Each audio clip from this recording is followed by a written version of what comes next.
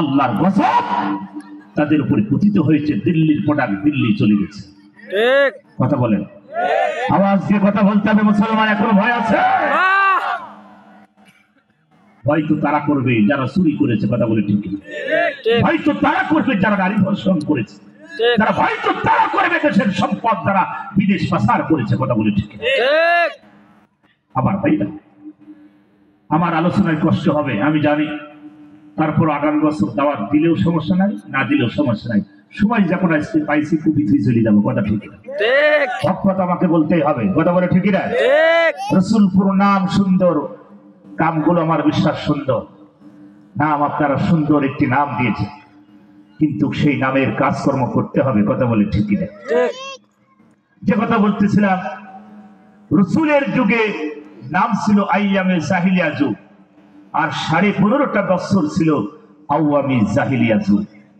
কথা বলেন আমার ভাইরা, একই কাণ্ড একই তরিকা। তারা যেভাবে মানুষের উপর অত্যাচার নির্যাতন করেছে, যেভাবে মানুষকে হত্যা করেছে, সেই সময় মাদক থেকে শুরু করে কেউ বাঁচতে পারে না। এমন একটি জামান আমাদেরকে দিয়েছিল। তাদের সময় ছিল টেন্ডারবাজি, নারীবাজি, মাদক, সন্ত্রাস। কথা বলি ঠিক না? এটাই তাদের ছিল, আর কিছু ছিল না।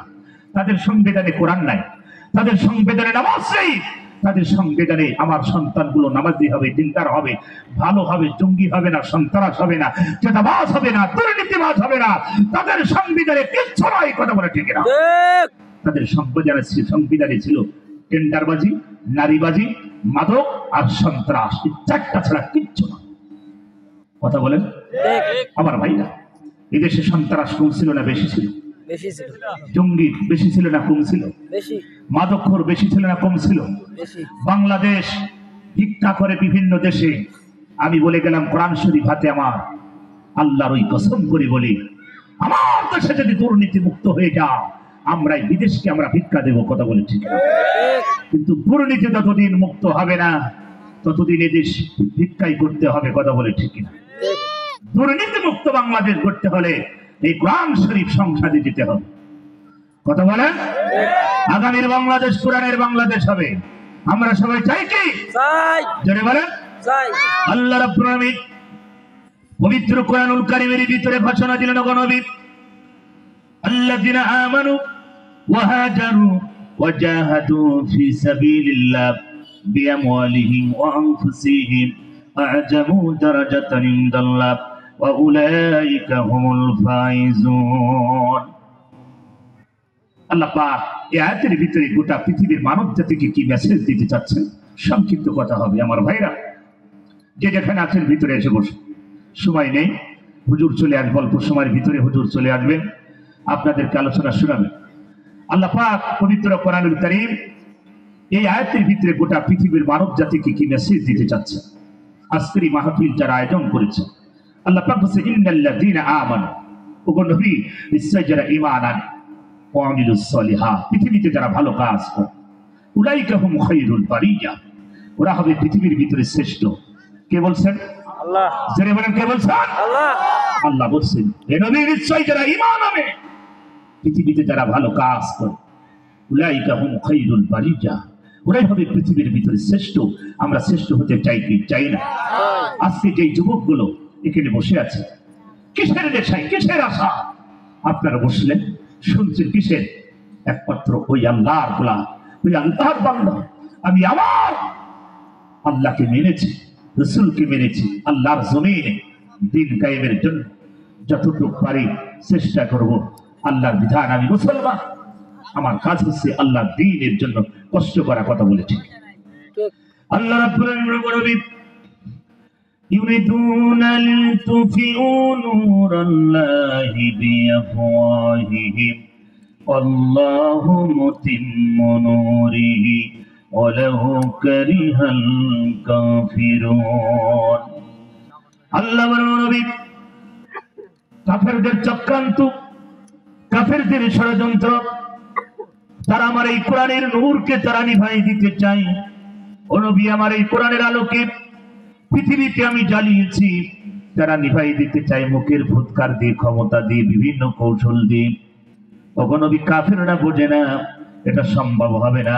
কোরআনের নূর জ্বালিয়েছেন, চিল্লায় বলেন কে? আল্লাহ। আর জবান ছেড়ে বলেন কালিয়াপুরের ভাইরা কে? আল্লাহ বলছেন নবী আমার এই কোরআনের আলোকে আমি জ্বালিয়েছি পৃথিবীতে, আমার এই কোরআনের আলো জ্বলবে কিয়ামত পর্যন্ত জ্বলবে। এই কোরআনের নূরকে যারা নিভাই দিতে চায়, কোরআনের আলোকে যারা নিভাই দিতে চায়, ওরা হচ্ছে টাটকা কাফের। চিল্লায় বলেন কি? আল্লাহর ভাষায় ওরা কি? আর জোরে বলেন কি? খালি 2000 এই যে 24 সালে 5 আগস্টের থেকে শুরু করে 15.5 বছর যারা কোরআনের মাহফিল বন্ধ করে দিয়েছিল, কোরআনের নূরকে যারা বন্ধ করতে চেয়েছিল, আমার আল্লাহর ভাষায় ওরা টাটকা কাফের। কথা বলেন ঠিক কিনা? আর কাফের মারা গেলে কাফের জানাজা করা জায়েজ জোরে বলেন নাই। কাফের যদি মারা যায় কাফের জানাজা করা জায়েজ নাই, জায়েজ নাই, জায়েজ। কথা কি বুঝতে পারছেন? এখন কোরআনের মাহফিল বন্ধ করেছিল কারা? মুফতি আমির হামজাকে ঢুকতে দেওয়া হবে না। মুফতি আমির হামজাকে দেশে ভেসে এসেছিল? কথা বলেন আমার ভাই। কোরআনের মাহফিলের অনুমতির সিস্টেম চালু ছিল। আগে যাও মেম্বারের কাছে, গ্রামের নেতার কাছে, চেয়ারম্যানের কাছে, থানার ওসি, ডিসি, এসপি, এমপি, মন্ত্রী, হারামখোর, গাঁজাখোর, নারীখোর, মদখোর, টায়ারখোর, বিড়িখোর, সব খোরের কাছে যাওয়া লাগতো। কথা বলে ঠিক না? অনুমতি নিতে হলে কোরআনের মাহফিল অনুমতি নিতে হতো ওই হারামখোরদের কাছে। কথা বলে ঠিক কিনা? তারপরেও অনুমতি হতো না। কি কথা বলে? আমি 2021 সালে আমি প্রোগ্রাম করতে গেলাম থানার, আমি অ্যাপ্লিকেশন নিয়ে গেলাম থানার ওসি স্যারের কাছ থেকে যে আপনি একটু অনুমতি দিন, আপনি প্রশাসন দিন। আমি দেওয়ার সঙ্গে সঙ্গে বলছি কিসের? আমি বললাম মামা ওয়াজ মা। কোথায়? আমি বললাম গ্রামের নাম। সেসব হবে না, আপনি উপরে চলে যান। কেন? আপনি থানার ওসি, থানার অভিভাবক, আপনি বললে তো কিসের উপরে যাওয়া লাগবে? কোন স্যার উপরে যাওয়া লাগবে না, আপনি বললেই হয়ে যাবে। বলছে আপনি বেশি কথা বলছেন, আমি উপরে চলে যান। আমরা উপরে কোথায় চলে যাও? বলছে আপনি জেলাতে যান, ডিসিএসপির কাছে চলে যান, অথবা মাননীয় এমপি সাহেবের কাছে যান। আমি বললাম স্যার এমপি সাহেবের এই ছোট জিনিস এমপি সাহেবের কাছে? কোরআনের মাহফিল। আপনি গত কয়েকদিন আগে হিন্দুদের পূজা হলো, 48টা পূজা মণ্ডপ তৈরি হয়েছে, যা গত বছরের সে 17টা বেশি এই আলমডাঙ্গার ভিতরে, আমার আলমডাঙ্গা উপজেলার ভিতরে। সেখানে অনুমতি প্রশাসন দিয়ে আপনি কি করেছেন? আমাকে বলছে আপনি বেশি কথা বলছেন, আপনি কি জামাত করেন? আমি না, কোন জামাত ঠামাত না, আমি কোরআনের মাহফিল করবো, আমি একজন আলেম মানুষ। আমার ভাইয়া শেষ পর্যন্ত অনুমতি দিলেন না, চলে গেলাম, ডিসিএসপি দিল না। সম্মানিত ভাইয়ের আমার, শেষে আমার এক বড় ভাই যিনি উপজেলার চেয়ারম্যান ছিলেন, তার কাছ থেকে অনুমতির কাজ। সম্মানিত ভাইয়ের আমার, এই যে কোরআনের এই মাহফিল, কোরআনের মাহফিল দিতে হলে অনুমতির সিস্টেম চালু করেছিল আমাদের দেশের লেডিস ফিরাউন। কোন ফিরাউন? লেডিস ফিরাউন। মিশরে ছিল পুরুষ ফিরাউন, আর আমাদের দেশে 15.5 বছর ছিল লেডিস ফিরাউন। আর দিল্লির প্রোডাক্ট দিল্লি চলে গেছে। টেনশন আছে না? আমি 2024 সালে 5 আগস্টে যেদিন বিদায় হয়, আমি জোহরের নামাজ পড়ে বারবার বলছি আল্লাহ তুমি ওই মানুষটাকে যেন বঙ্গভবন থেকে যেন বাইর করবা না, যেভাবে যেন ওখানে থাকে। আমি বারবার আল্লাহর কাছে বলছিলাম জোহরের নামাজ। কিন্তু আমি বারবার দেখতেছি এবার আমার বন্ধুরা ঢাকা থেকে কল দিচ্ছে যে আমরা গণভবনের চতুর্দিকে। কেন দোস্ত কি গণভবনে কি তোমরা জিকির করছো? জিকির না, জিহাদ শুরু হয়ে গেছে। চতুর্দিকে পুলিশের আক্রমণ আর আমাদের লক্ষ লক্ষ জনতার ঢল। চিন্তা করুন, তিনি হঠাৎ করে উড়াল দিয়ে দিল্লিতে চলে গেলেন। কথা বলে ঠিক না? আমি চেয়েছিলাম তিনি আর 8 ঘন্টা থাকবে, গণভবন আর গণভবন থাকবে না, গণকবরে পরিণত হয়ে যাবে। কথা বলে ঠিক না? শক্তি তারা কেড়ে নিয়েছিল, গণতন্ত্রকে কবর দিয়েছিল। কথা বলে ঠিক না? বিরোধী দল বিএনপি জামাতের প্রতি যে অত্যাচার নির্যাতন হয়েছে পৃথিবীর ইতিহাস। আল্লাহ বলছে ইন্না বাতশা রাব্বিকা লাশাদীদ, আমার ধরাও আমার পাকড়াও খুব কঠিন। আল্লাহ এমন ধরা ধরছে, দিল্লির মাল দিল্লি পাঠাই দিয়েছে। কথা বলে ঠিক না? এটা আমাদের কথা না, আল্লামা দেলোয়ার হোসেন সাইদি বলেছিলেন 12 কোটি মানুষ আসতে করে গাছের গোড়া নাড়া দেবে, দিল্লির বাবু বাড়ি চলে যাবে। কথা ঠিক না? মমতা দিদির কাছে নামতে গেছে, মমতা দিদি বলছে সুখান তো হয়ে যা, এই দিল্লিতে হবে না, কলকাতায় হবে না, আসল জায়গায় চলে যাবে। কথা বলে ঠিক না? তোমার ভাইরা এত পৃথিবী যারা আজ এখানে আছেন, আমি আপনাদের পায়ে হাত রেখে বলি, আমরা আপনাদের শত্রু নয়। সে যে পন্থীর ভাইরা এখানে থাকেন, আমরা আপনাদের শত্রু নয়। শত্রুতা তৈরি করা যাবে না। ইসলাম শান্তি চাই। There is no God except Allah will be successful. Hazrat Muhammad, this is the prophet of Islam. If the faith of Islam would have become not a Muslim kalima, Allah was in the name of Allah that the defense of the merciful. Allah was enemy. কোনো কাজ করার আগে আমার নাম নিয়ে শুরু করবে। আর আপনাকে পৃথিবীতে পাঠিয়েছি ইসলাম প্রচার করার জন্য। We have become not a Muslim কালেমা। আপনি কালেমা প্রচার করবেন, মানুষের ঘরে ঘরে কোরআন প্রচার করবেন। আমার রাসূলকে পৃথিবীতে আগমন ঘটিয়েছে একমাত্র আল্লাহর তার কোরআন প্রচারের জন্য। কথা বলে ঠিক না? শহীদ কিতাব তারা বন্ধ করার ষড়যন্ত্র করেছে। এদেশে কোরআনের মাহফিল বন্ধ হয়েছে। কথা বলে ঠিক? আমার কথা কি মিছারা সত্য? বাংলাদেশে হাজার হাজার কোরআনের তাফসীর মাহফিল বন্ধ হয়েছে। আমার জেলাতে কোরআনের মাহফিল বন্ধ করে দিয়েছে। আমার ভাইরা, আমি বলি, আপনি মুসলমান বলে দাবি করেন, কিসের মুসলমান? আপনি কিসের মুসলমান? যারা মানুষের ভাষা বোঝে না। আমি একটা কষ্ট আমার সবচেয়ে বেশি লাগে, যারা আয়না ঘর তৈরি করেছিল, যারা গুমের রাজনীতি করেছিল। গুম এমন একটা জঘন্যতম সিস্টেম চালু করেছে। আপনাকে গুম করলাম, সঙ্গে সঙ্গে রাতের অন্ধকারে গর্জ ফায়ার দিয়ে শেষ করে রাস্তায় রসুল পরে রাস্তায় ফেলে দিলাম। আপনার আত্মীয় স্বজন এসে লাশটা নিয়ে গেল, ধোয়ালো, কাফন দিল, কবরস্থান হলো ধরে বাগানে অমুক ব্যক্তির কবর। কথা বলে ঠিক না? তাও দোয়া করতে পারলো যে বাবার কবরটা আছে, ছেলের কবরটা আছে, তাও কান্নাকাটি করতে পারবে। আপনি এমন রাজনীতি তৈরি করেছেন বাংলাদেশে, গুমের রাজনীতি করেছেন, যে গুম হয়েছে সন্তান আজ পর্যন্ত খুঁজে পাওয়া যায় নাই। ছেলের কি ধরে কানবে? কথা বলে ঠিক না? কত কষ্ট।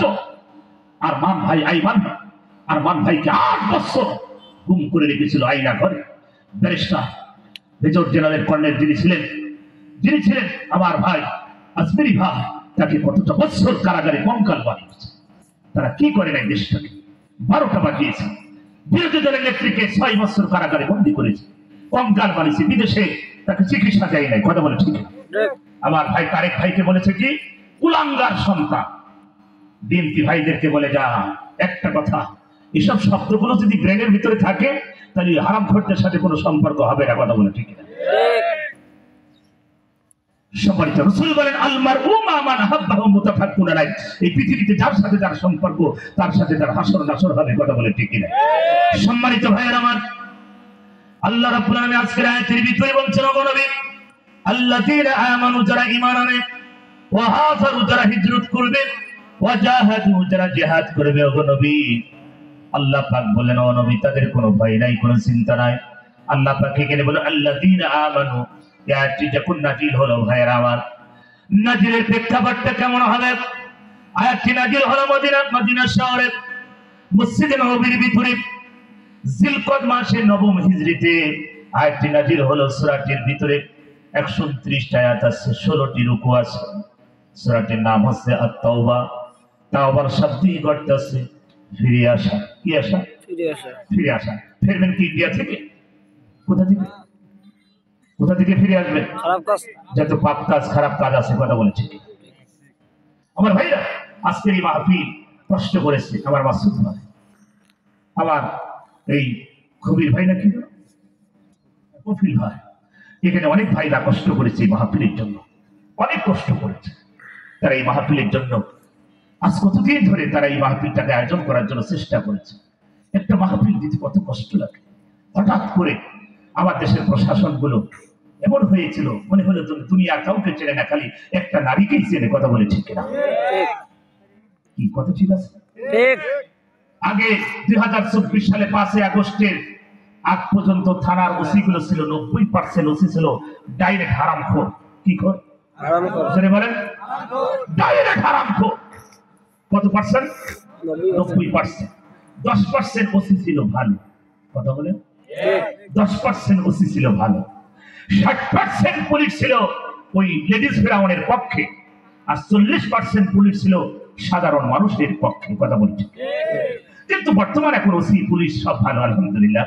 তো আপনাদের গাজীপুরের যিনি আছেন বর্তমানে, এখন ওই গালিয়াপুরের ওসি পুলিশ সব ভালো, আলহামদুলিল্লাহ। আমি শুনতে পেয়েছি ভালো আসছে আমার ভাইরা। কিন্তু আগে যারা ছিল একটা নারীকে প্রতিষ্ঠা করার জন্য তারা ষড়যন্ত্র করেছিল।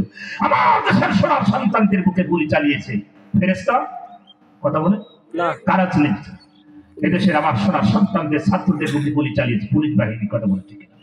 এই জন্য মানুষ এখন পুলিশ বাহিনীর প্রতি এত নিকৃষ্ট ঘৃণা, কারণ তারা যা কাজ করেছে এখন এটা কিয়ামত পর্যন্ত আর আসবে না, কথা বলে ঠিক না?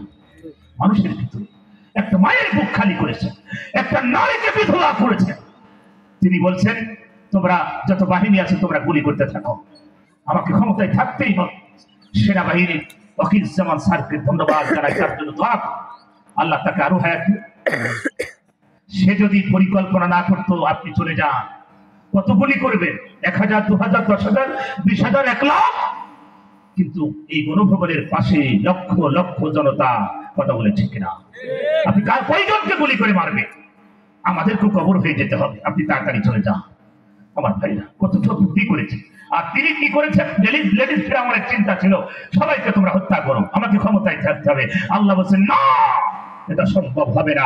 জালেম কখনো সফলতা অর্জন করতে পারে না, কথা বলছি। একজন এমপি মন্ত্রী হাজার হাজার কোটি কোটি টাকার সব সম্পদ, কথা বলেন। একজন এমপি মন্ত্রীর আলমারির ভিতরে টাকা সাজানো, মানে সব বাপের টাকা, কথা বলে ঠিক না? জনগণের টাকা দিয়ে লুটপাট করে চোর টাকা সন্ত্রাস দেশটাকে ধ্বংসের প্রান্তে দাঁড় করি সব পালিয়েছে। এত যদি সাহস থাকতো নারায়ণগঞ্জের এক হারামখোর, গত 3 দিন আগে আমাদের মাহফিল ছিল ফতুল্লাহ, আমরা বললাম আপনাকে সেই বড় হারামখোর করে কত হুজুর পালাইছে। আমরা কেন? তিনি তো খালি মঞ্চ উঠে খালি বলতো খেলা হবে, খেলা হবে, তো একটা প্রীতি পাচ্ছিনি, কথা বলে ঠিক। হারামখোরের দল, নারীখোরের দল, সন্ত্রাসের দল আজ দেশটাকে একটা ধিক্কার প্রান্তে দাঁড় করিয়ে চলে গেছে, কথা বলে ঠিক। আমার ভাইরা একটা কথা মনে রাখবেন, আপনি কোন দল করেন আমার আল্লাহ ওটা দেখবে না, আপনার আমল দেখবে, কথা বলে ঠিক না?